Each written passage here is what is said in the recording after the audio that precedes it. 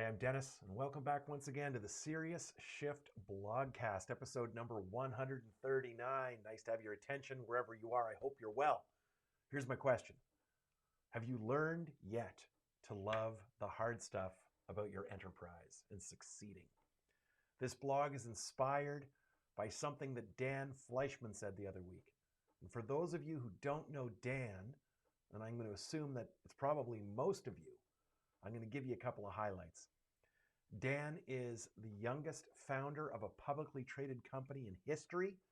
At 19 years old, he licensed his apparel company for $9.5 million. And he hasn't stopped there. He is a self-identified serial entrepreneur. You can find a link to Dan in all the notes for this blog. I had the pleasure of meeting Dan when we both spoke at a Speakeasy event last November hosted by Steve Sims. Steve Sims wrote the book BLUEFISHIng, which you've probably heard of, especially at this time of year because it makes a lot of, the best books I read this year lists. I met Steve after we both spoke at MDRT in New York City. I've been paying attention to Dan since I met him. And the other day, I watched a video of Dan's and he said something that inspired me. Again. I'm going to paraphrase. Essentially, he said that he loves to go to work, but only on the hard stuff. He said something like, I don't want to hear about great news or profits or surprising news about something else that's gone our way. I want to hear about the problems, he said. I want to hear about problems with leases or supply issues. I want to hear about the hard stuff. I'm in love with the hard stuff, he said.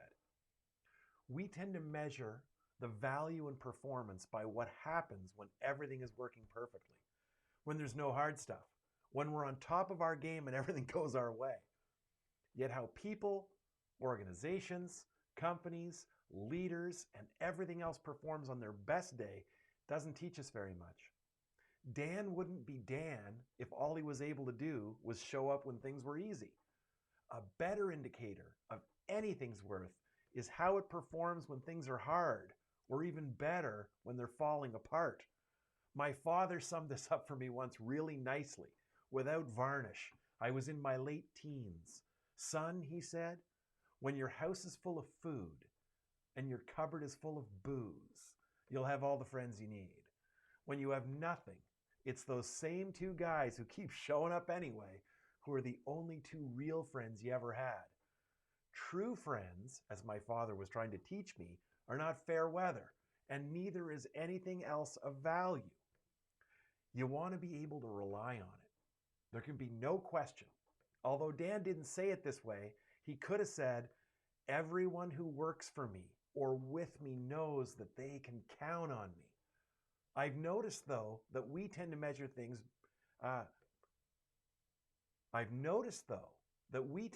something's value by how it performs under its best conditions. Every financial advisor is a genius in a bull market. Every CEO looks like a savant when their company is crushing the competition because they have something figured out that nobody else does. Products and services are only as good as the help you get when they don't work. How great is my car? When it's running like a top, it's fantastic. What about when it's broken down? Then my car is only as good as the person who answers the phone at the service desk and how they respond. Leaders are measured by how they handle a crisis. This is simple, or it should be simple. Did they hide from it? Did they try to assign blame? Do they ignore information? Do they sideline experts? Or do they communicate clearly and assure everyone that they'll make it better for everyone no matter what? Did the buck stop with them or not? The answer should be obvious. If you have to think about it or rationalize it, then you already know they didn't get it done. When the marketplace shifts or there's disruption, such as what we're living through today, does the CEO double down on a failing business model? Do they wilt under the heat of new competition? Or do they rise to the challenge and lead their people and fortunes out of the wilderness? What about investors? Everyone's in it for the long run so long as the market goes up every day. But what about when the market's turbulent? Do they hang on? Do they hold on? Do they believe and stick with their plan? Raising kids, having a happy marriage, it's all the same. Success rests on how you respond to the stuff that you'd rather avoid. When it's easy, it's easy. Days and events just blend into each other. But when you have a crisis, how you respond and what you say and how you handle yourself will be remembered forever.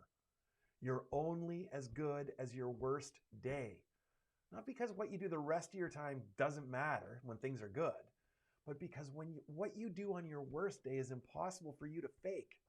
On your worst day, you reveal whether you've been planning for possible failure and how you're prepared to tackle it. Your plans and preparation, or your lack of any of it, show how much you care about the people who depend on you and how you feel about the importance and the necessity of your work. So there it is. Learn to love the hard stuff.